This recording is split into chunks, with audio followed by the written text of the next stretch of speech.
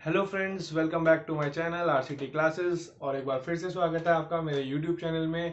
और आज आपको पता है जैसे कि सबको कि बहुत स्पेशल डे है, 5 सितंबर है आज।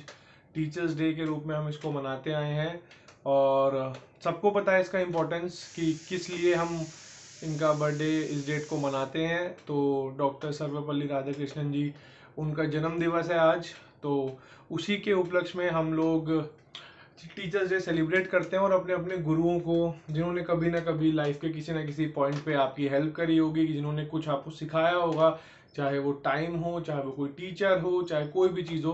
तो आज हम सारे विश करते हैं एक दूसरे को कि जैसे भी हो आप, जहाँ भी आज पहुँचे हो कहीं पे भी, तो उनके पीछे उनका बहुत बड़ा रोल रहता है।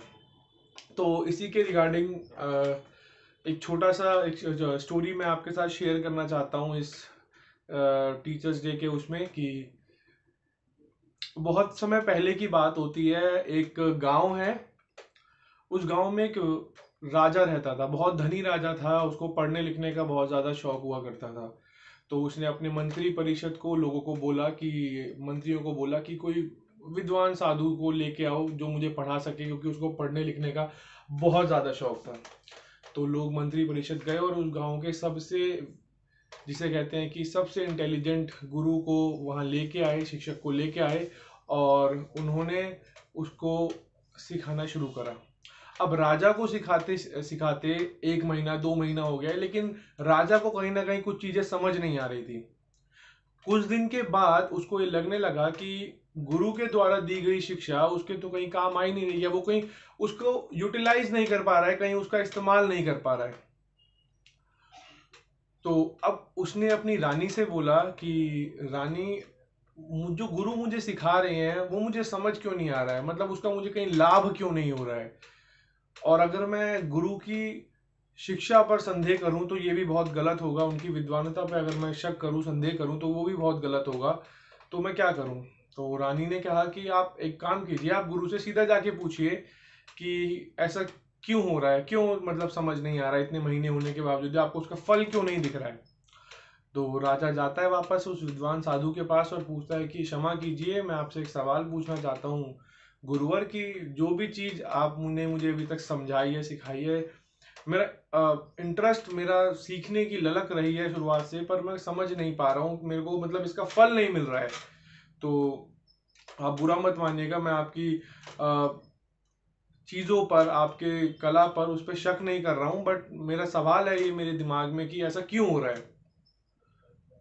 तो विद्वान गुरु एक बहुत अच्छी बात उसको बताता है कि महाराज, आप इस गांव में सबसे धनी आदमी हैं, लेकिन एक गुरु और एक शिष्य का जो रिश्ता होता है उसके बीच में एक गैप होता है। आपका अहंकार आपको सीखने नहीं दे रहा है। मैं जब भी आपको सिखाने के लिए यहाँ पर आता हूँ, आप हमेशा मेरे से ऊंचे सिंहासन में बैठते हैं और मुझे अपने से नीचे सिंहासन में बैठाते हैं, क्योंकि आपके अंदर जो अहंकार है कि आप राजा हैं, वो आपकी बुद्धिमत्ता पर एक प्रश्न चिन्ह बनाए रखता है, एक क्वेश्चन मार्क बनाए रखता है। जिस दिन आप मुझे अपने से ऊंचे सिंहासन में बैठाने लग जाएंगे और आप एक शिष्य की भांति नीचे बैठकर काम करने लग जाएंगे, उस दिन से आपको सारी चीजें समझ आएंगी। उस दिन के बाद एक भी दिन ऐसा नहीं होगा कि आपको कोई चीज समझ नहीं आएगी। राजा को ये बात कहीं ना कहीं चुभी, उसने सोचा कि हाँ, ये तो बहुत सही बात इन्होंने बताई है। और अगले दिन से राजा ने उस चीज पे अमल करना शुरू करा और उसके बाद धीरे धीरे राजा को सारी चीजें समझ आने लग गई। तो बेसिक पॉइंट ऑफ व्यू यहाँ पर स्थान का नहीं है दोस्तों, प्लेस का नहीं है कि टीचर को ऊंचे सिंहासन में बैठा दिया और खुद नीचे बैठ जाने से चीजें समझ आते हैं। यहाँ प्लेस का मतलब, यहाँ सिंहासन का मतलब है आपके प्रति मन में कितनी आप रिस्पेक्ट करते हो, कितनी इज्जत करते हो, कितना उनके आसपास ना होने के बावजूद भी आप उनका कितना समर्थन करते हो, कि कहीं ना कहीं उन्होंने, आप खुद जल के एक शिक्षक दूसरों की बच्चों की जिंदगी में रोशन करता है, उजाला भरता है। तो सिंहासन का मतलब ये नहीं है कि आपने उनको राजगद्दी में बैठा दिया तो राजा को सब समझ आने लग गया, राजा खुद नीचे बैठ गया। यहाँ सिंहासन का मतलब है रिस्पेक्ट, इज्जत।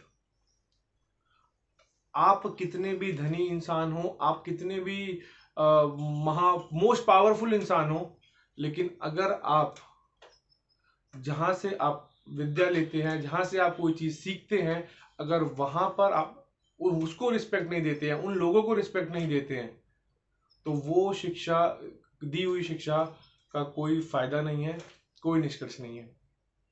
तो यही छोटी सी एक स्टोरी थी जिसको मैं आपके साथ शेयर करना चाहता था आज 5 सितंबर के उसमें। और ध्यान रखना कि कभी भी किसी भी पॉइंट पे अगर आपको किसी का सपोर्ट या किसी ने आपको हेल्प करी हो या कोई भी आपको मार्गदर्शन किया हो या आपको रास्ता दिखाया हो, सो एक मन में रिस्पेक्ट और रूल्स, और या फिर अपने मन में कोई भी आप कहते हो कि एक रिस्पेक्ट होनी चाहिए।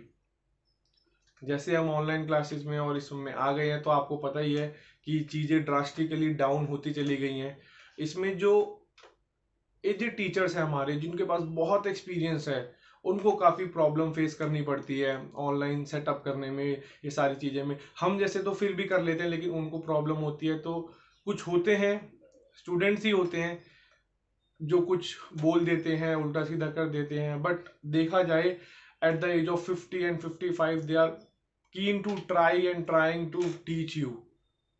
उनके पास कोई सेटअप नहीं है, हाथ से पकड़ के फोन को वीडियो शूट कर रहे हैं, समझा रहे हैं शेयर करके। उन्हें टेक्नोलॉजी का इतना, टेक में वो इतना नहीं है उनका हाथ, लेकिन फिर भी इंस्टेड वो चीज़ों को कर रहे हैं। तो you should appreciate it. Thank you so much, मिलते हैं आपसे नेक्स्ट वीडियो में। And once again happy teachers day.